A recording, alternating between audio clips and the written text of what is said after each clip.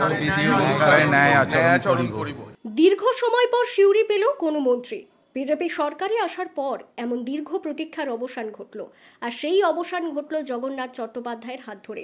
সিউড়ি বিধানসভা কেন্দ্র থেকে বিপুল ভোটে জয়লাভের পর প্রথম থেকেই এলাকার বাসিন্দারা জগন্নাথ চট্টোপাধ্যায় কোনো না কোনো মন্ত্রিত্ব পাবেন এই নিয়ে আশায় বুক বাঁধছিলেন। অবশেষে সেই আশাই পূর্ণ হলো, আর এই আশা পূর্ণ হবার পর যেন তপন রায়ের পরবর্তী কেউ সিউড়ি থেকে রাজ্যের পূর্ণমন্ত্রী হলেন। জগন্নাথ চট্টোপাধ্যায় মন্ত্রী হিসেবে শপথ গ্রহণের পরই বীরভূমের সিউড়িতে অকাল হোলি শুরু হয়। বিজেপি কর্মী সমর্থকেরা গেরুয়া রঙে নিজেদের রাঙিয়ে সিউড়ি শহরের বিভিন্ন জায়গা পরিক্রমা করেন। পাশাপাশি তারা লাড্ডু বিতরণ করে সাধারণ মানুষদের মিষ্টিমুখ করান, কেননা সাধারণ মানুষদের ভোটেই আজ জগন্নাথ চট্টোপাধ্যায় বিধানসভায় গিয়েছেন এবং মন্ত্রিত্ব লাভ করেছেন।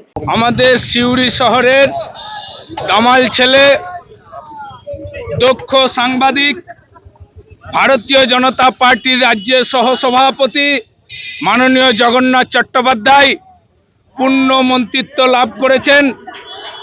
আমাদের রাজ্যের মাননীয় শুভেন্দু অধিকারীর মুখ্যমন্ত্রীর মন্ত্রিত্বে তিনি কাজ করবেন।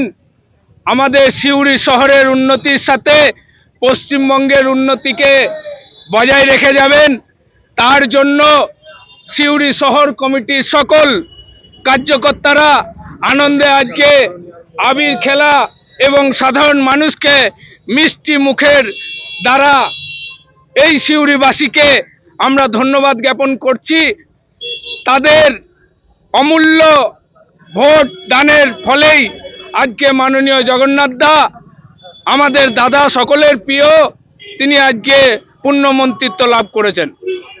আগামী দিন সিউড়ি শহরকে এবং সিউড়ি শহরের সাথে সাথে পশ্চিমবঙ্গের উন্নতিকে আরও উন্নততর করার তার প্রচেষ্টাকে আমরা শুভেচ্ছা জানাচ্ছি। আগামী দিন মাননীয় জগন্নাথ দা এই সিউড়ি শহরকে উন্নত সিউড়ি শহর গড়ে তুলবেন। অন্যদিকে জগন্নাথ চট্টোপাধ্যায় পূর্ণমন্ত্রী হিসেবে শপথ গ্রহণের পর সাংবাদিকদের মুখোমুখি হয়ে সকলকে ধন্যবাদ জানিয়েছেন।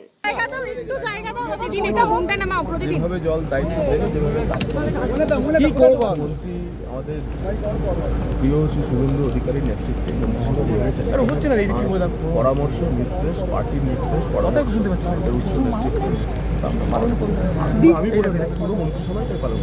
দীর্ঘদিন মাঠে নেমে সাংবাদিকতা, তারপর রাজনীতি, এবার সময় চলে আসছে।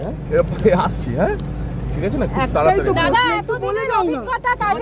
দাদা এতদিনের অভিজ্ঞতা আজকে অবসান হচ্ছে, মন্ত্রিত্ব পাচ্ছেন, ফেরত আসি। ঠিক আছে কি মানে অনুভূতিটা কিরকম দাদা? দাদা অনুভূতিটা কিরকম মানে দাদা ফেরত আসি।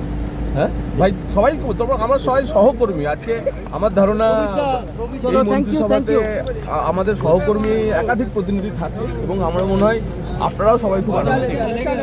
Thank you.